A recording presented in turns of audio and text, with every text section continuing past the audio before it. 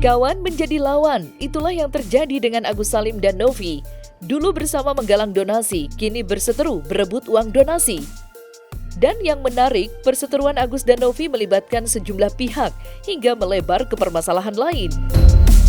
Itu mengindikasikan jika polemik uang donasi yang diributkan Agus dan Novi tidak hanya panas dan sengit, tetapi juga pelik.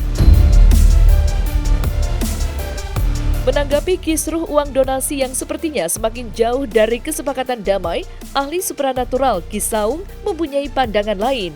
Dalam terawangannya, kisruh uang donasi antara Agus dan Novi sengaja dimanfaatkan pihak tertentu untuk mencari keuntungan. Lantas, siapakah pihak tertentu yang dimaksud Ki Saung? Benarkah pihak tersebut juga sedari awal tidak menghendaki adanya perdamaian? Dengan kata lain, ingin kisruh uang donasi terus berjalan menjadi tontonan publik.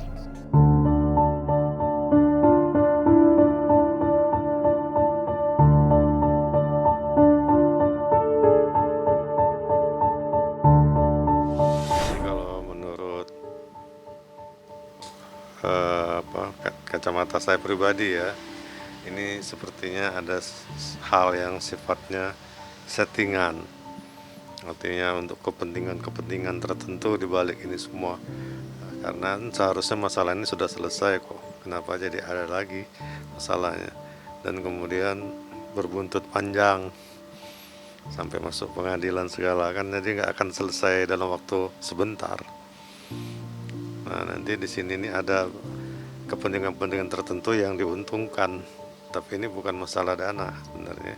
Dari pihak tertentu itu, dari pihak yang di lingkarannya Agus, ya bukan di keluarga Agus ya. Jadi orang-orang yang ikut campur merasa bisa seolah-olah mendukung atau memberikan keadilan kepada Agus gitu ya. Nah, tapi nggak hanya sekedar sampai di situ. Ada kepentingan di luar itu yang bermain. Yang intinya ini ada keuntungan buat orang itu dengan adanya kasus Agus ini. Disuruh drama. Jadi ini dipancing supaya dia mengeluarkan ekspresi yang bagi netizen itu sangat memuakkan ya.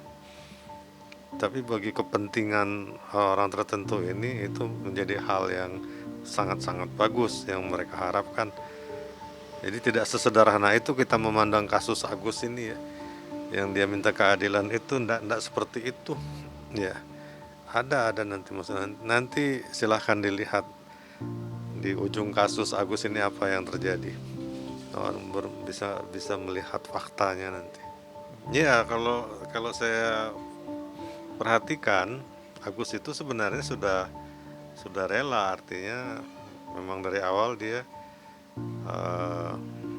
merasa dibantu, dan kemudian kan salahnya itu karena mispersepsi atau peletakan rekening pribadi mereka gitu ya. Jadi bukan atas nama yayasan atau atas nama siapa yang menggalang dana buat mereka.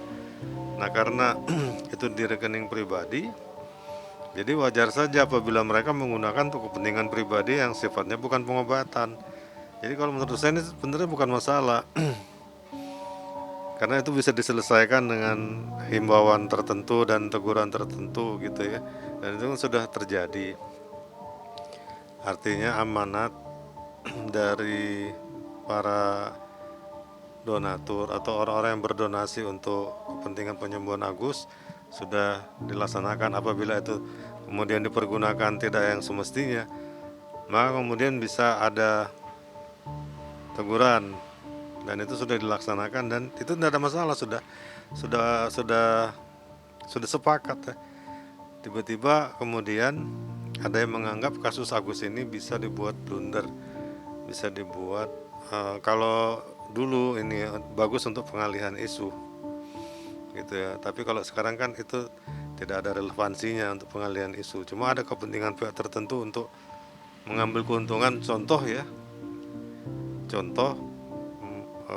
keuntungan yang sifatnya itu viral ya. Jadi menguntungkan orang-orang tertentu. Paling berapa dana yang ketarik itu? Tidak sejumlah seperti yang dikatakan semula 1 M lebih ya. Itu sudah berkurang banyak. Dan apabila dana itu bisa ketarik sama Agus, berapa yang akan dia berikan untuk pengacara misalnya? Nggak ada apa-apanya, nggak ada nilainya itu. Jadi di sini dari situ aja, secara logika aja orang sudah bisa membaca. Ini bukan masalah uang, ini pasti ada masalah lain. Atau kalau mereka yang mau ikut-ikutan pansos gitu ya, itu ada kesempatan. Jadi kalau menurut saya nanti ini akhirnya ya nggak ada happy ending, nggak ada ya. Itu malah merugikan Agusnya. Orang-orang jadi akhirnya melihat Agus itu sebagai biang masalah, bukan orang yang patut dikasihani lagi gitu.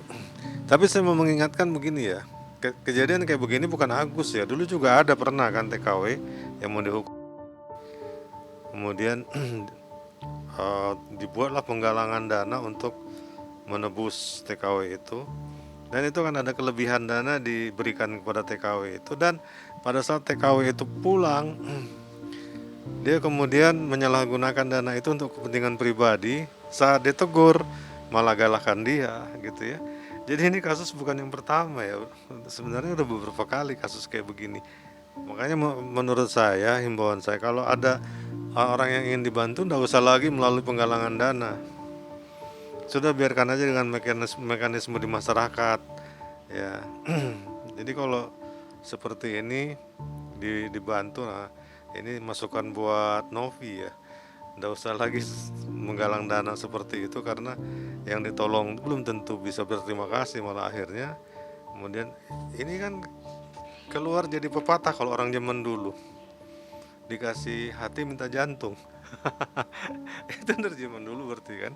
Kasus-kasus kayak begini, orang yang kita tolong malah akhirnya bukannya berterima kasih, malah kemudian menghancurkan orang yang menolongnya, mengatasnamakan bantuan kemanusiaan.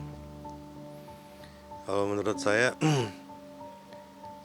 itu tadi ya, jadi saya mencurigai ada kepentingan pihak tertentu ya, entah kepentingan mereka sendiri juga. Karena kalau ini nih, kalau bisa saya pinjam istilah manajemen konflik ya. Manajemen konflik itu sengaja diciptakan untuk keuntungan pihak tertentu.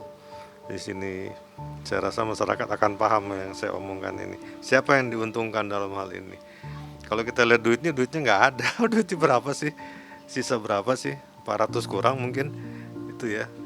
Itu nggak ada apa-apanya kalau buat pengacara-pengacara.